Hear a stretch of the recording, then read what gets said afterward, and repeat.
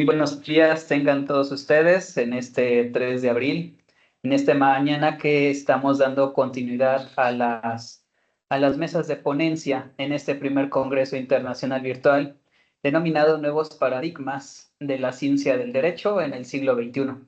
Y en este momento vamos a dar la presentación, vamos a comenzar presentando un trabajo colaborativo desde diversas perspectivas, al cual se ha denominado análisis crítico sobre el poder y o autoridad de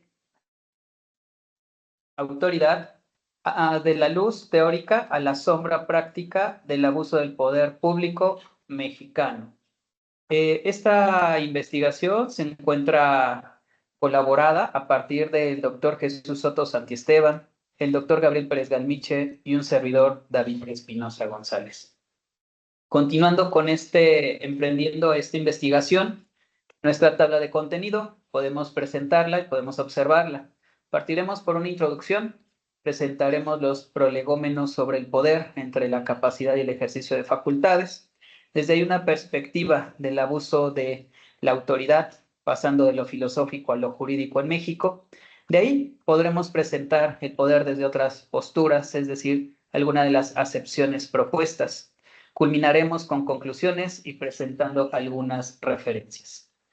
En este sentido, uno de los principales intereses que tenemos para presentar esta ponencia, esta participación, es exponer la figura del abuso de poder, que en algunos momentos se ha conocido así desde una perspectiva más filosófica y en algunos países de Latinoamérica. Y cabe señalar que nuestro territorio mexicano se ha considerado más como una perspectiva de abuso de autoridad o con apego a lo que nos plantea nuestra legislación. En este sentido, se ha presentado una problemática esencial a través de la propia cronología histórica de nuestro país, y es decir, la exacerbación de las facultades de los servidores públicos. En México se ha tratado de plantear algunas propuestas desde las filas académicas y científicas, buscando dar solución. Desde esta perspectiva, diversas plumas han tratado de aportar, y unos servidores hemos propuesto partir desde lo teórico para poder hacer efectivo el aspecto legal aquí dentro de nuestro marco jurídico mexicano. Esta presentación se dirige al público especializado, pero también a toda la comunidad mexicana, quien está interesada por conocer esta institución, esta perspectiva, los fundamentos teóricos y también una perspectiva desde la postura penal, es decir, esta situación desde la posibilidad de un tipo penal. En este sentido, consideramos de vital importancia participar y comenzar desde los cimientos de esta actividad indagatoria, es decir, los prolegómenos sobre el poder. Vamos a presentar desde tres perspectivas, partiendo desde el aspecto etimológico, pasando por el ámbito jurídico y su resultado político. Si nosotros podemos conocer el origen de la palabra poder, este se va a remontar desde la postura latina, es decir, la raíz que nosotros vamos a poder identificar de poder proviene del latín. Y esta terminología, pues, proviene de dos elementos esenciales. Uno, poder como facultad o actividad, una posibilidad, y dos, de ser o estar. Es decir, desde su origen, la palabra poder va a vincularse con algunos teóricos, sobre todo el filósofo francés Michel Foucault, quienes nos menciona que el poder, de manera esencial, radica en una posibilidad de ejercicio, radica en la posibilidad de realizar, de que dentro de nuestras facultades, posicionamiento e incluso formación se pueda desempeñar y ejercitar. Es decir, el poder se ejemplifica y se ejerce. De ahí pasamos a una postura desde la perspectiva del doctor Jorge Carpizo MacGregor. Él nos menciona que este vínculo entre la esencia de poder y su vínculo forzoso con la sociedad. Él nos menciona que sería inimaginable la existencia de sociedad sin poder o el poder sin la sociedad, ya que nos menciona la posibilidad que así se manifiestan las relaciones sociales. Las relaciones sociales, a partir de un orden jerárquico, es esencial delimitar las facultades de algunos núcleos e incluso figuras. Por ello nos menciona que la sociedad o un agrupamiento sin poder no puede existir, porque le es necesaria la energía que impulsa y establece las reglas mínimas e indispensables. Pero necesitamos tener la consideración del que el poder se ejerce y vamos a estar haciendo énfasis en esta posibilidad. Y de ahí, Maurice Duverger nos menciona la misión del poder, esta posibilidad o figura del poder dentro de la política. Nos menciona que la política, a la luz de la teoría del poder o la figura del poder, es un esfuerzo por hacer reinar el orden y la justicia, teniendo como misión del poder asegurar el interés general y el bien común. Es decir, tenemos la dualidad y la postura de nuestro autor de que el poder puede ser ejercitado en favor de la colectividad, a manera de poder realizar un engranaje social que se vincule como un poder, una misión y la cual se va a traducir como un interés general y un bien común. Pero de igual forma, cuando nosotros establecemos la posibilidad de analizar o conocer la figura del poder, necesitamos remontarnos forzosamente a la figura del filósofo Michel Foucault. Michel Foucault, este filósofo francés que se vincula desde diversas perspectivas con esta figura, nos establece a partir de una entrevista con Bertin, nos establece la posibilidad de que el poder se manifiesta a través de las relaciones entre individuos. Es decir, el poder existe, fluye de diversas formas, diversos orígenes, y en manera específica en la sociedad es ese vínculo también que se brinda entre individuos. Es decir, puede un individuo ejercer y conducir la conducta del otro. De igual forma, en una de sus obras, Michel Foucault nos menciona que en todo lugar donde hay poder, el poder se ejerce. Volvemos y nos vinculamos con el origen de la palabra, es decir, el origen de poder, dos elementos esenciales, la posibilidad de ejercicio y dos, ser o estar. Por ello nos menciona que necesitamos mencionar que en su titular o de manera precisa o con propiedad, solo se ejercita, es decir, vamos a emanar el poder y lo vamos a demostrar.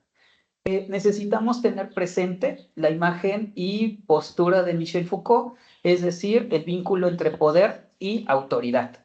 Trae consigo que este autor francés nos plantea la posibilidad de que la autoridad siempre se le va a vincular con el poder, es decir, sea autoridad como parte de o característica o elemento del Estado o como una figura va a tener la posibilidad de establecer los lineamientos de ejercicio, de control y la posibilidad de castigar. Dos elementos esenciales.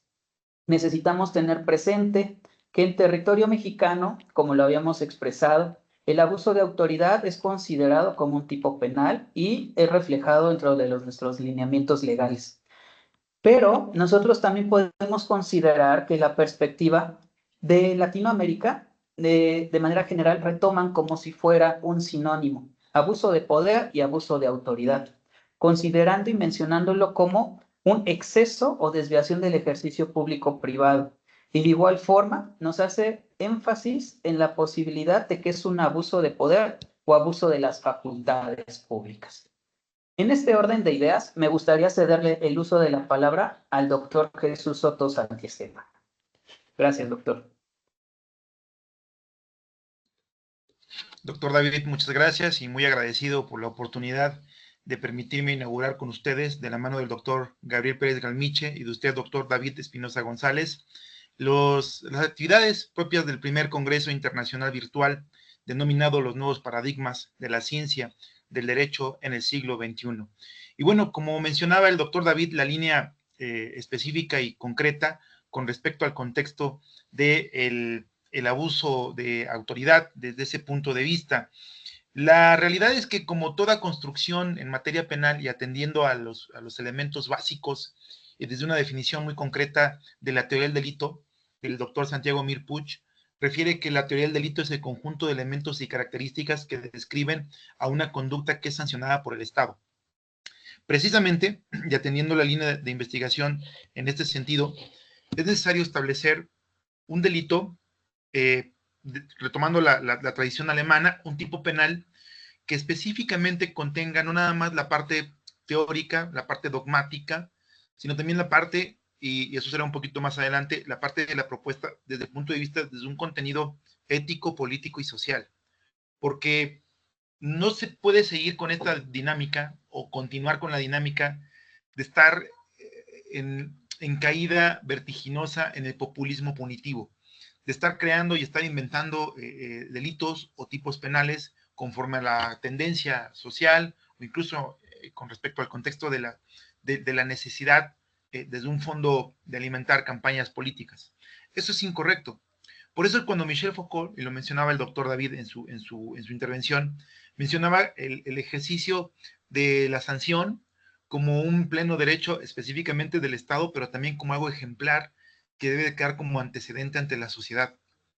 Una de las características, por ejemplo, del abuso del poder y de la autoridad, obviamente desde un contexto filosófico, es que el sujeto, el individuo, la dogmática jurídica penal le denomina el sujeto activo, es que debe de ser un individuo revestido, ser servidor público. Eso es una característica fundamental, atendiendo a la definición del doctor Santiago Mir Puig, que hace un momento yo lo mencionaba. Ahora, desde el contexto muy genérico del delito como tal, nosotros debemos de entender que si el delito está definido, incluso lo encontramos en el artículo 215 de nuestro código relativo, en sus fracciones de la 1 a la fracción número 16. Pero consideramos, y de la misma lectura del mismo, incluso en lo que establece la legislación federal con respecto al artículo 212, hay una gran laguna en cuanto a la semántica, incluso en la misma descripción.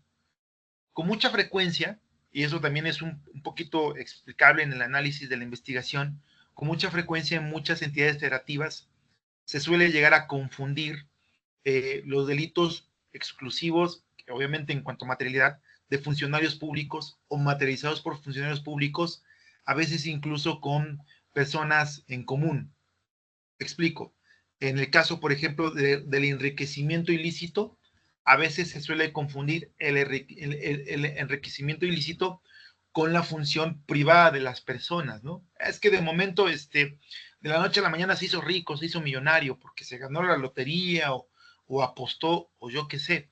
Sin embargo, la propuesta es establecer desde un principio ético, político, pero también social, la necesidad de establecer delitos que vayan ad hoc y apegados a un contexto filosófico de fondo.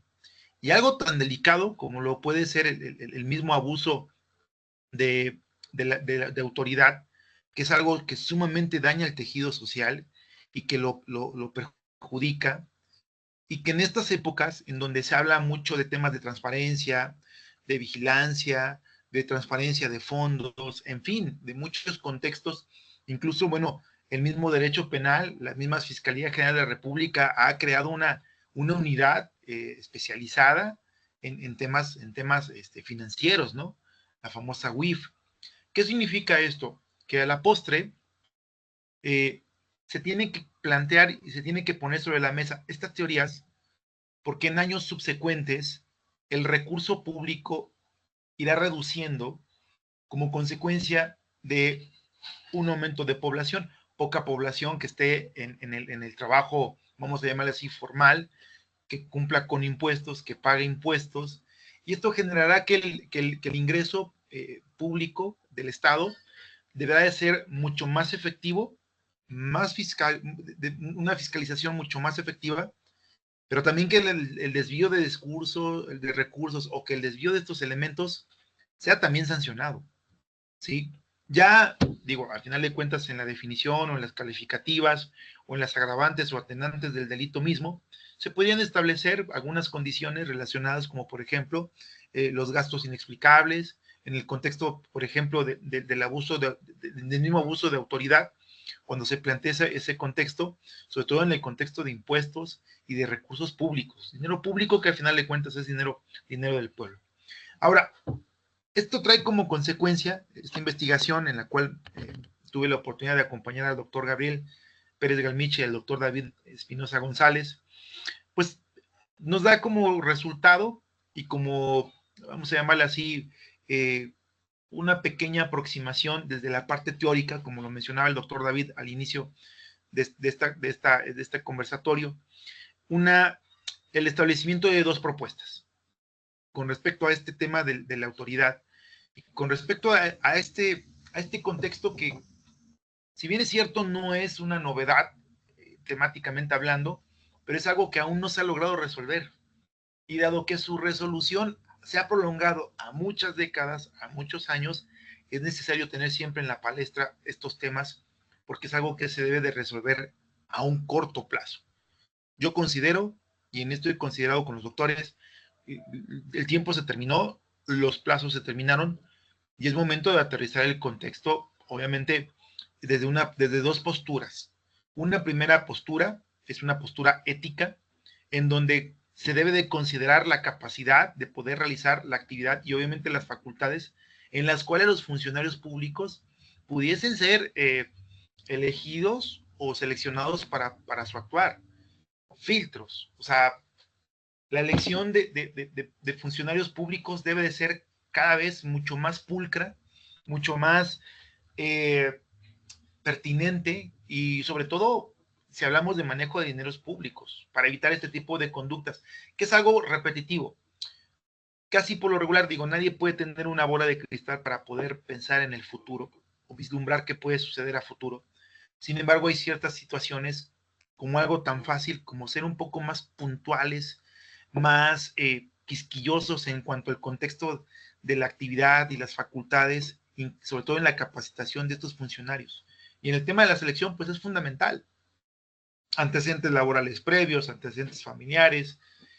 De alguna u otra manera se ha tratado de paliar un poquito esta situación con las declaraciones patrimoniales, pero sigue habiendo candados en el sentido de que ciertos funcionarios públicos pueden revelar hasta cierta cantidad de información, dejando a un lado la transparencia o acotando la misma transparencia.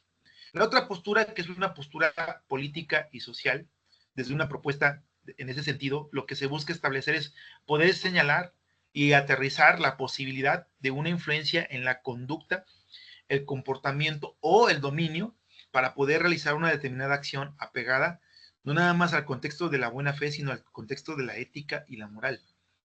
Ética y moral, dos elementos fundamentales, dos disciplinas preponderantes que pertenecen ambas al camino de la filosofía.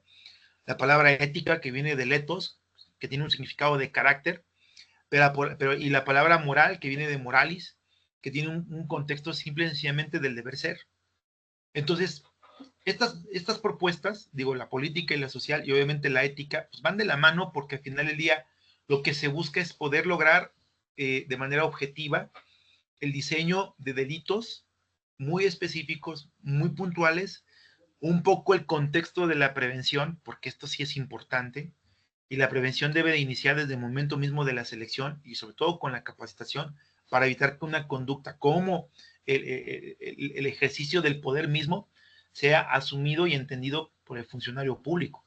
Lo que se busca es, al final del día, lograr tener algunos contextos que permitan poder tener desde la base teórica, como lo mencionaba muy bien el doctor David, colocar estos primeros pilares que den a futuro una próspera semilla, porque al final del día, pues estaremos hablando de elementos fundamentales. Bueno, yo agradezco mucho esta posibilidad de poder compartir con ustedes y me gustaría dar el uso de la voz al doctor David Espinosa González, quien nos hablará acerca de las conclusiones precisamente de este ejercicio. Muchas gracias, doctor Jesús.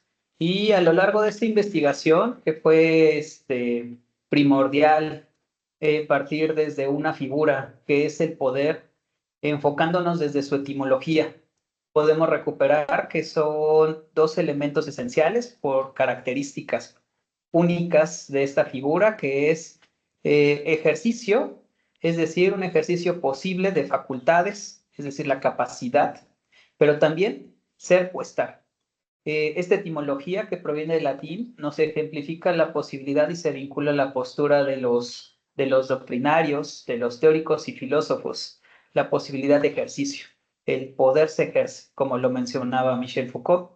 De ahí, dentro de nuestra segunda conclusión, Hemos tratado de simplificarlas, las que se encuentran en la investigación in extenso, y ahí se menciona que esta exacerbación de poder se vincula directamente con los derechos humanos y su posible violación desde una perspectiva constitucional de la acción de los funcionarios y autoridades. Y desde esta perspectiva, la tercera postura o conclusión, pues se refiere, como lo mencionábamos en el extenso de la investigación, en su segundo capítulo, se puede conceptualizar al abuso del poder, en este caso desde una perspectiva filosófica, como la exacerbación de facultades y acciones, no dejando de lado que en el territorio mexicano y en nuestra teoría jurídica se va a vincular a la autoridad. Es decir, el término sería abuso de autoridad, como correctamente y enfatiza el doctor Jesús Soto, nos menciona la posibilidad de esta acción de autoridades, de funcionarios, con su vínculo hacia estas posibilidades de la exacerbación. Y de ahí no hay que dejar pasar que la autoridad es un elemento primordial del propio Estado, en este caso Estado mexicano, y es posible mencionar que hace un momento afirmaba puntualmente el doctor Soto Santiesteban, el establecimiento de estas perspectivas, de estos contextos y estos filtros. Es decir, no perder de vista el ejercicio de los funcionarios públicos dentro de las facultades propias de cada actividad que estos poseen. En este sentido, nos permitimos presentar algunas de las referencias en las cuales nos hemos basado para realizar el extenso de esta investigación y agradecemos su atención en nombre del doctor Jesús Soto Santiesteban, que nos acompaña esta mañana. Muchas gracias, doctor. También el doctor Gabriel Pérez Galmich y un servidor David Espinosa González. Agradecemos su atención en esta ponencia.